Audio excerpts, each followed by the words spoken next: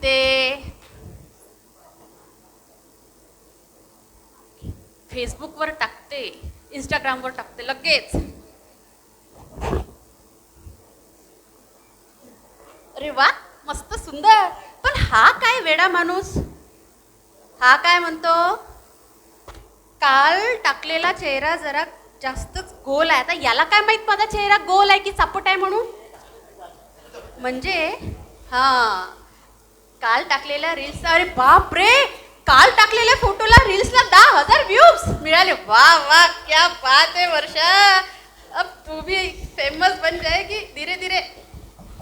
बर, पण हे काय, हा, चेहरा वाईट आहे ना, तुला माझा चेहरा गोल दिसतंय, मी चापट बनता. म्हणजे हा ब्युटी प्लस फिल्टर कॅमेरा केला म्हणजे माझाही चेहरा तुला सुंदर दे, ओळखूच येणार नाही वर्षा आहे की मयुरी आहे म्हणून. त्याला मरू द्या, तुम्ही तर ओळखता ना. ओ चौधरी काका, तुम्ही तर ओळखता ना, काल ड्रायव्हिंग केलेला व्हिडिओ टाकला होता फेसबुकवर, लाईक केला ना सगळ्यात आधी. असेच नवीन नवीन फोटो टाकायला आणि मला माझे फोटो शेअर करायला खूप आवडतात बाबा. त्यांनी काय होतं, 4 मित्र बनतात, ओळखी होतात, लाईक शेअर होते आणि आपण फेमस होतो. हिला बोलवायचं होतं, माझी मैत्रीण येणार होती, तिला काहीतरी प्रॉब्लेम आहे म्हणते तिच्या घरी, ती शेअर करणार होती, मला फोन करते. अगं प्रिया, तू येणार होती ना इथे. अगं किती वेळची वाट बघत आहे मी, तू ये बरं, मी तिथे स्मृती उद्यानच्या गार्डन समोर तुझी वाट बघत आहे, ये लवकर ये. चला तोपर्यंत एक फोटो टाकूया. असं स्मृती उद्यान गार्डन म्हणजे माहीत झालं पाहिजे ना आपण कुठे जातो, काय करतो, आपल्या दिवसाची जीवनाची दिनचर्या, आपण कुठे फिरतो, काय जेवतो, काय घालतो, हे लोकांना कळायला नको का. फेसबुकवर टाकला म्हणजे पटकन, बाप रे, काहीतरी झालं तिकडे, ऍक्सिडेंट झाला वाटते. अरे धावा धावा धावा, ऍक्सिडेंट झाला. ओ भाऊ जा ना तिकडे, ऍक्सिडेंट झाला ना. ओ मॅडम तुम्ही पण चला. छे बाबा, त्या पोलिसच्या लपड्यामध्ये कोण पडाल, मी तर तिचा व्हिडिओ काढते आणि फेसबुकला टाकते. थांबा थांबा, मला व्हिडिओ काढू द्या आधी जवळून. अरे अरे अरे अरे, टीचर होती वाटते कार्मेल शाळेची, बिचारी सकाळी शाळेत जाता जाता ऍक्सिडेंट झाला तिचा. म्हणजे फेसबुकला टाकला, इंस्टाग्रामला टाकला म्हणजे लोकांना कळेल ना, मी स्टेटस ठेवते लगेच, तिला येईल ना ते काम आपलं नाही आहे उचलायचं, ते पोलीस प्रशासन बघेल, तिला उचलायचं आणि स्टेशनवर टाकून न्यायचं. अच्छा, काढला व्हिडिओ, फेसबुकला टाकते, शेअर करून देते पटकन, म्हणजे जेणेकरून जनतेला माहीत पडेल. वर्षा गुरनुले पोस्ट. किती वाजले, 8:15 झाले.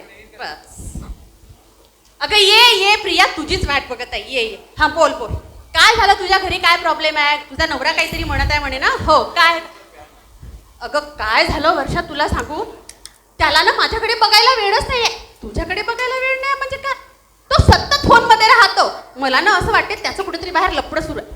काय बोलते प्रिया तू, लपडं, आणि तुझ्या नवऱ्याचा पूर्ण गंजा आहे, टकलाय, त्याच्याकडे कोण पाहणार आहे. अगं नाही वर्षा, तो सतत फोन मध्ये राहतो आणि कसं आहे माहितीये का, त्याच्या फोनला पासवर्ड जिंदगीत नव्हता का, 1 महिना झाला त्याच्या फोनला पासवर्ड लागलाय. मग तूही टाक ना तुझ्या फोनला पासवर्ड आणि कर स्वतःचे फोटो अपलोड, मग बघ कसा धावत येतो. करतेस, थांब, कर कर कर. बर, पण कसं आहे ना प्रिया, मला एका कामाला जायचं होतं, तुझा फोन आला म्हणून थांबले.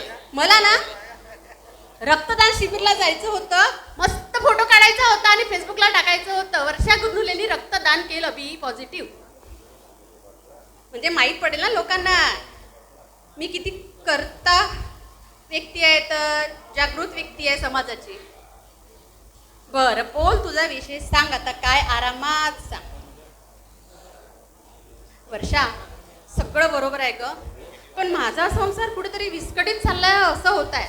कसं बघ, तो आधी वेळेवर घरी यायचा, माझ्याशी नीट बोलायचा, ऑफिसमधून आला की मुलाबाळांमध्ये वेळ द्यायचा. आता तसं नाही आहे ग, तो आता सतत फोनमध्ये राहतो, फोन आला की बाहेर जातो, काहीतरी पोस्ट पाहत राहतो, काहीतरी त्याचं चालू असते बघ. मला ना फार प्रचंड टेन्शन आलंय बघ.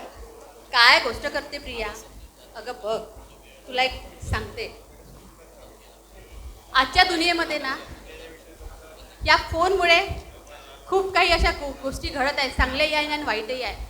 आई मुलांपासून दुरावली आहे, बायको नवऱ्यापासून दुरावली आहे, भाऊ बहिणीपासून दुरावला आहे. वेळच नाही आहे ज्याचा त्याला.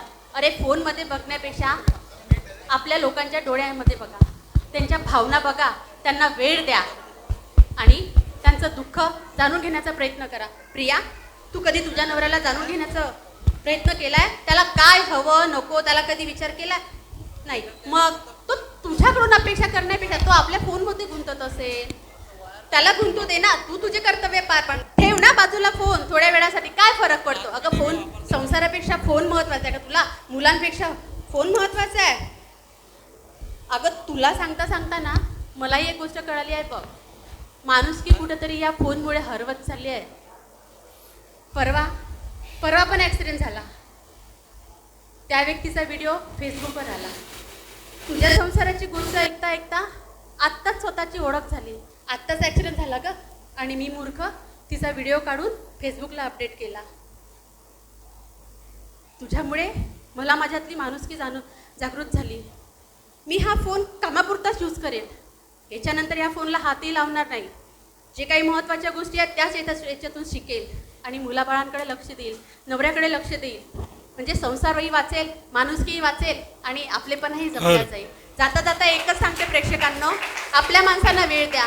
वेळेच्या आधी जर आपला माणूस निघून गेला तर या दुनियेत कुठंच भेटणार नाही. याचं जिवंत उदाहरण मी आहे. हॅलो.